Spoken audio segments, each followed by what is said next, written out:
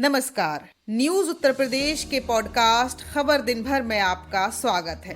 तारीख 13 अक्टूबर, दिन बुधवार। मैं आपके साथ अनुराधा। आइए शुरुआत करते हैं आज के मुख्य समाचारों से।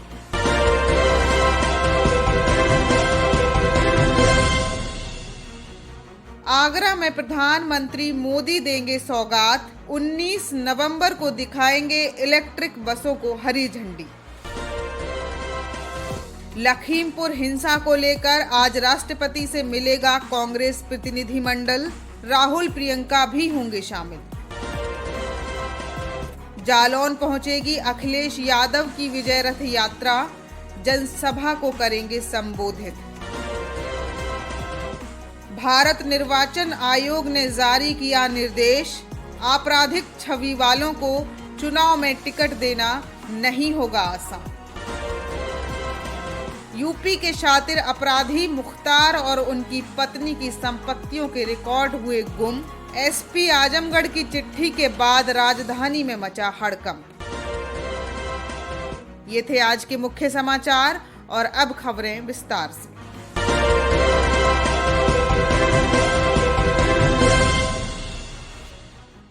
आगरा के एमजी रोड पर अगले महीने से पुरानी खटारा बसों की जगह नई इलेक्ट्रिक बसें फर्राटा भरती नजर आएंगी। 19 नवंबर को प्रधानमंत्री नरेंद्र मोदी आगरा की इलेक्ट्रिक बसों को हरी झंडी दिखाएंगे। झांसी में प्रदेश भर की इलेक्ट्रिक बसों के लोकार्पण का कार्यक्रम होगा, जहां से ताज नगरी के लिए 30 इलेक्ट्रिक बसों को रवाना किया जाएगा। पहले चरण में आगरा को 30 बसें मिलेंगी। यहाँ 100 बसों का संचालन किया जाना है।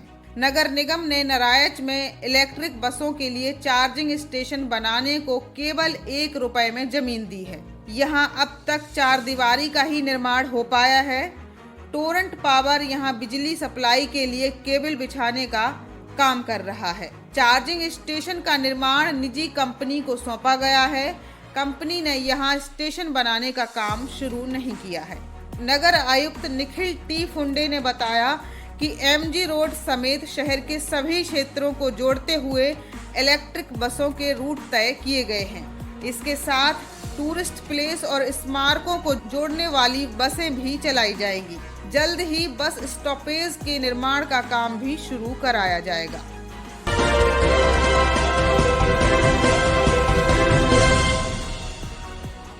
कांग्रेस के पूर्व अध्यक्ष राहुल गांधी की अगुवाई में पार्टी का एक प्रतिनिधिमंडल लखीमपुर खीरी हिंसा मामले को लेकर आज प्रेसिडेंट रामनाथ कोविंद से मुलाकात करेगा और इस घटना के तथ्यों से जुड़ा एक ज्ञापन उन्हें सौंपेगा। कांग्रेस के इस 7 सदस्यीय प्रतिनिधिमंडल में राहुल गांधी के अलावा राज्यसभा में नेता प्रतिपक्ष मल्लिकार्जुन खड़गे, वरिष्ठ नेता AK एंटनी, गुलाब नबी आजाद, लोकसभा में कांग्रेस के नेता अधीर रंजन चौधरी, पार्टी महासचिव प्रियंका गांधी और संगठन महासचिव KC वेणुगोपाल शामिल होंगे। वहीं लखीमपुर हिंसा मामले में मुख्य आरोपी आशीष मिश्रा की गिरफ्तारी के बाद भारतीय किसान यूनियन के राष्ट्रीय प्रवक्ता राकेश टिकैत ने केंद्रीय गृह राज्य मंत्री अजय मिश्रा टेनी के इस्तीफे की मांग की है। राकेश टिकैत का कहना है कि जब तक अजय मिश्रा अपने पद पर बने रहेंगे तब तक निष्पक्ष जांच होना संभव नहीं है। वहीं इस्तीफा न देने पर उन्होंने आंदोलन करने की बात कही है। लखीमपुर खीरी में राकेश टिकैत ने कहा कि अगर केंद्रीय मंत्री का इस्तीफा नहीं होता तो यहां से आंदोलन की घोषणा करेंगे। इसको लेकर लखनऊ में बड़ी पंचायत होगी। लखीमपुर मामले में राकेश टिकैत ने अपनी योजना को लेकर बताया कि हिंसा में मारे गए किसानों के अस्थि कलश देश के हर जिले में जाएंगे और लोग उन्हें श्रद्धांजलि देंगे। कांग्रेस के प्रतिनिधिमंडल के राष्ट्रपति रामनाथ कोविंद से मिलने को लेकर कांग्रेस के नेता पवन खेड़ा ने कहा, राष्ट्रपति पद ऐसा होता है जो दलगत राजनीति से ऊपर होता है। पूरा देश राष्ट्रपति भवन की तरफ एक उम्मीद लगाकर बैठा देख रहा होता है। वो किसान भी उम्मीद लगाते हैं कि ये तीनों काले कानून शायद राष्ट्रपति अब धकेल दें, पीछे कर दें। तो वो उसी उम्मीद को लेकर एक सकारात्मक तरीके से हम राष्ट्रपति जी के पास जाएंगे, उनसे हमारी मांगे दोहराएंगे, हम उनसे हस्तक्षेप की मांग करेंगे।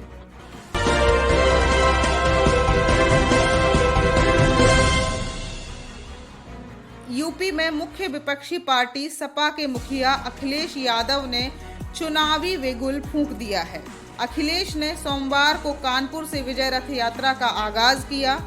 इस दौरान कार्यकर्ताओं की भारी भीड़ से उत्साहित अखिलेश ने योगी सरकार पर जमकर निशाना साधा। अखिलेश ने कहा कि सपा की ओर से लगातार जनता से आशीर्वाद लेने के लिए ये विजय रथ यात्रा चलेगी।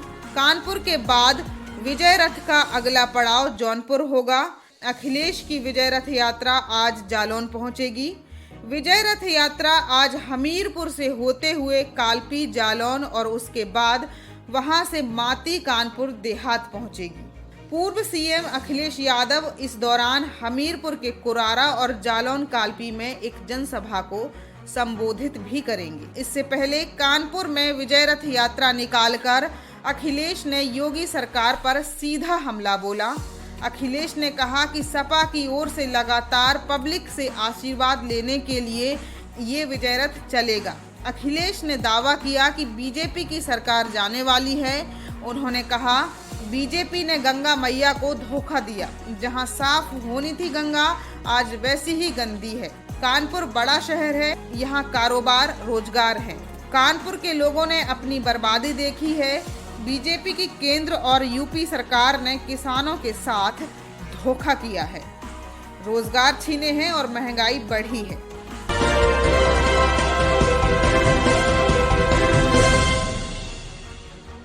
उत्तर प्रदेश में आने वाले विधानसभा चुनाव में राजनीतिक दलों के लिए आपराधिक पृष्ठभूमि या फिर ऐसे व्यक्ति जिन पर आपराधिक मुकदमे चल रहे हैं, उनको टिकट देना आसान नहीं होगा। केंद्रीय चुनाव आयोग ने स्पष्ट निर्देश दिए हैं कि राजनीतिक दलों को उम्मीदवार घोषित करने के 48 घंटों के भीतर अपनी वेबसाइट के जरिए यह सार्वजनिक करना होगा कि उन्होंने जिसे उम्मीदवार बनाया है वह आपराधिक पृष्ठभूमि का है।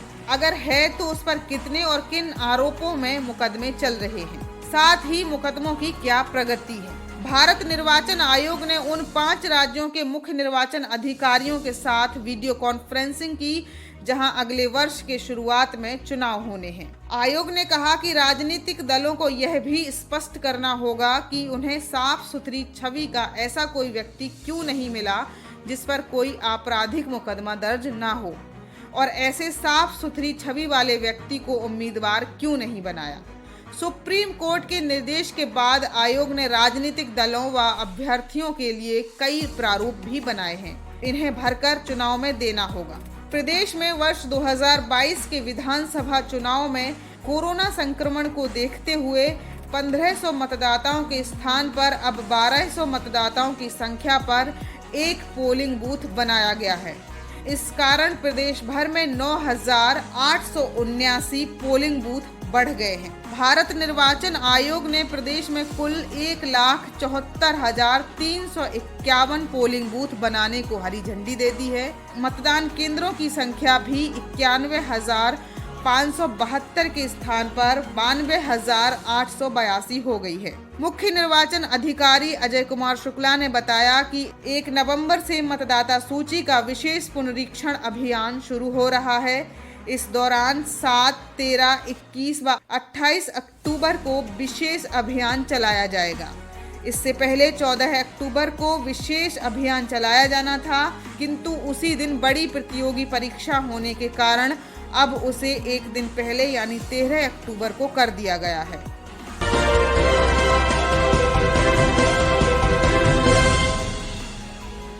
राजधानी लखनऊ में मुख्तार अंसारी और उनकी पत्नी की पुरानी संपत्तियों के दस्तावेज नहीं मिल रहे हैं। संपत्तियां मुख्तार अंसारी ने खरीदी थी। यह संपत्तियां कब, किसे, किसके नाम पर ट्रांसफर हुई हैं और फिर मुख्तार व उनकी पत्नी के नाम कैसे पहुंची, इसके बारे में जानकारी मांगी गई है। मुख्तार अंसारी व उनकी पत्नी की जमीन शहर के भीतर के जिस हुसैनगंज गांव में आ रही है, उस गांव की जमीन के सारे दस्तावेज गायब हैं। एसपी आजमगढ़ ने लखनऊ के जिला प्रशासन को पत्र लिखा है, जिसमें लिखा है कि मुख्तार अंसारी ने अपराध जगत से संपत्ति अर्जित की है। अपनी पत्नी के नाम से कई जमीनों का बैनामा कराया गया है।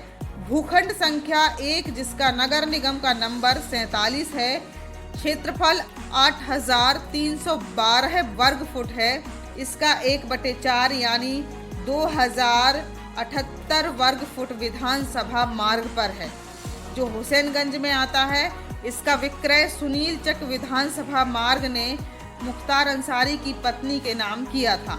यह जमीन पूर्व में किस किस के पास रही, इसके संबंध में पूरी जानकारी मांगी गई है। एसडीएम सदर ने पड़ताल कराई तो पता चला कि जमीन के पूरे रिकॉर्ड नहीं हैं।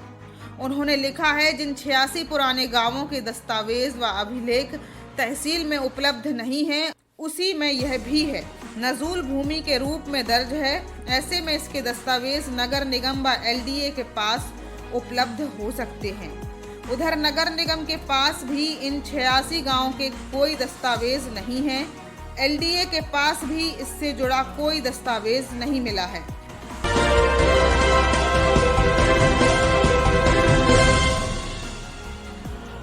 खबरों में आज के लिए बस इतना ही। कल फिर मुलाकात होगी नई खबरों में। तब तक के लिए नमस्कार।